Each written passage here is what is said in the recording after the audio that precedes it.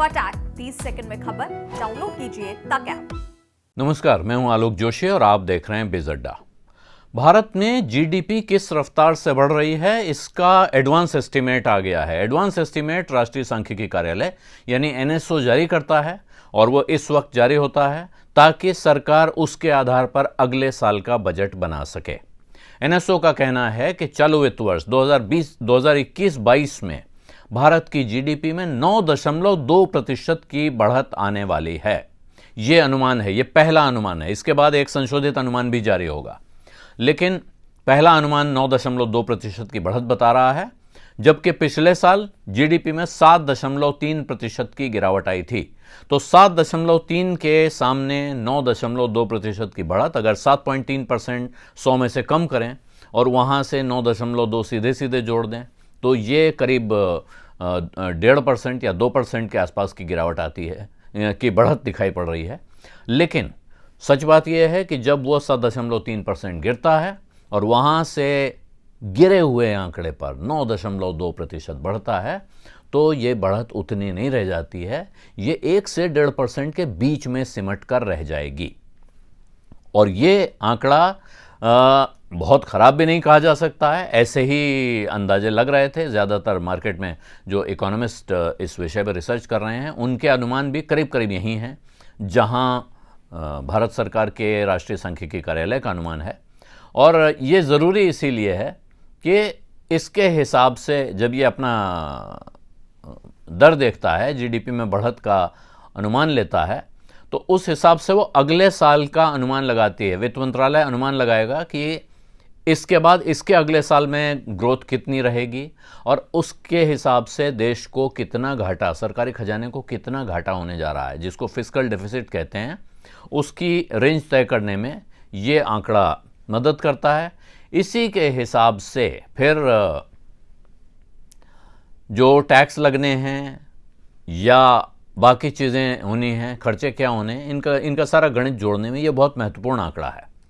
ये जो आंकड़ा है, अब इसमें एक चीज़ का ध्यान देना चाहिए कि पिछले 13 साल का हिसाब देखेंगे तो उन 13 साल में सिर्फ 3 साल ऐसे रहे हैं जिनमें ये आंकड़ा एकदम सटीक बैठा है। यानी जो एनएसओ ने एडवांस एस्टीमेट में आंकड़ा बताया, आखिर में जीडीपी की ग्रोथ रेट वहीं जाकर टिकी।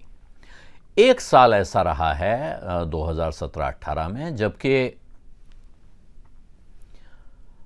वो पहला एडवांस एस्टीमेट तो गलत था लेकिन दूसरा एडवांस एस्टीमेट सही बैठा है।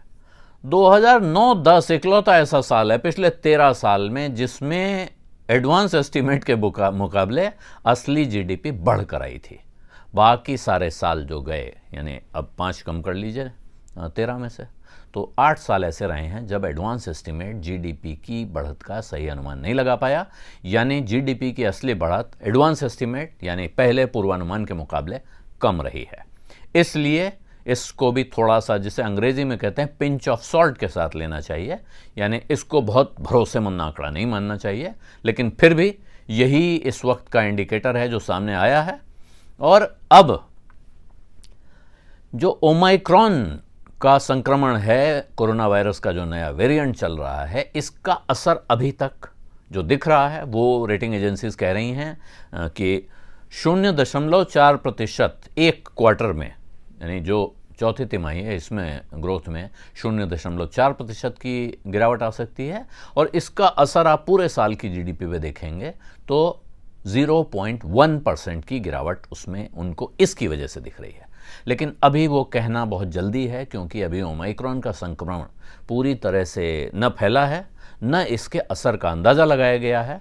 अभी जो ताज़ा खबर है कि विदेश से जो लोग भारत आ रहे हैं उनको अब 7 दिन का होम क्वारंटाइन अनिवार्य किया जा रहा है। इसका अर्थ है, सरकार को डर है कि विदेश से आने वाले लोग साथ में ये बीमारी ला सकते हैं, इसको फैला सकते हैं, इसलिए वो उनको कहेंगे कि 7 दिन कम से कम घर के अंदर रहें। ये एक पहला बड़ा जो कर्व जिसको कहते हैं या रोक टोक कहें ओमाइक्रॉन को लेके, जो रात का कर्फ्यू, वीकेंड का कर्फ्यू, इस तरह के उपायों के आगे बढ़कर जिस पे एक साथ सभी पर एक पाबंदी लागू हो रही है, वो पहला ऐसा फैसला सरकार की तरफ से है।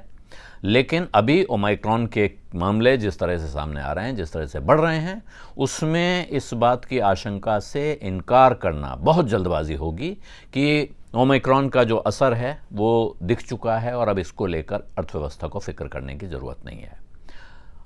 लेकिन मनाना ये चाहिए कि हाँ, जो असर जैसा दिख रहा है, जैसी कल्पना की जा रही है, जैसा अनुमान लग रहा है वैसा ही रहे।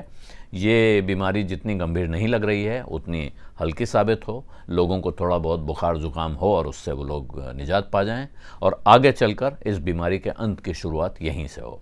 लेकिन फ़िलहाल ये मानना जल्दबाजी है कि ख़तरा टल गया है हमारे और आपके जीवन पर भी और भारत की अर्थव्यवस्था पर भी।